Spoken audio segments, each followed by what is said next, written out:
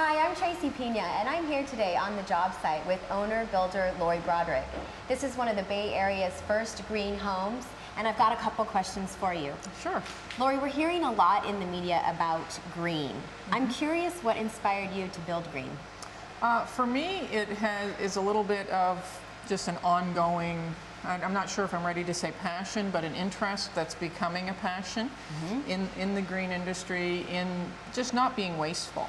And in the last time we renovated a home, we were somewhat green, but one of the things that really bothered me was just seeing the waste that went on. And so the first thing that we decided to do when we did this home, because there was an older home that had to be torn down, rather than just tear it down, we decided to deconstruct it so that the building materials would be reused and those that couldn't be reused would be recycled. Now, there's a lot of cities out there that either have or are instituting green minimum requirements. Los Altos, for example, now requires a minimum green point rating of 50 points for all new residential construction. I think it's actually an excellent standard because it's actually quite achievable. I think one of the things that keeps people from going green and doing perhaps what they feel they should be doing is that it can look insurmountable, either from a cost perspective, from a knowledge perspective, not knowing how to implement it.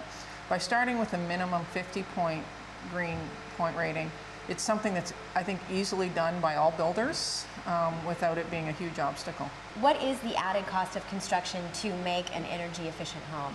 You know, it's surprising. It's really not that much more expensive, and part of that and how much more you spend would depend on what aspects of green you decide to go for, because some are more expensive than others. You know, for instance, in this home we decided to put in a fairly large solar systems, solar power system. So that's actually going to add a fair amount of cost to it.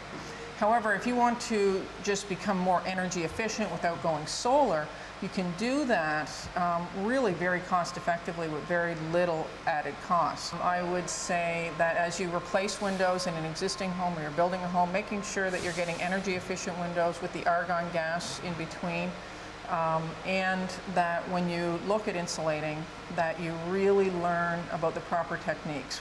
This is your first green build. This is one of the Bay Area's first green homes. Yeah. For your next project, will you do anything different? I will. There's probably several things I'll do different. One of the first things I really want to look into for our next home is either SIP panels or insulated concrete forms. The SIP panels they're called structured insulated panels, and basically they are panels for the exterior walls and or roof that you can have made in a factory. And you save a lot on building materials because you have a lot less waste.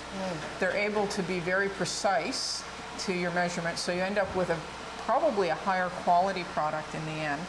And they're able to really insulate properly, so that every nook and cranny is covered, so you end up with a really airtight home that's going to be very energy efficient.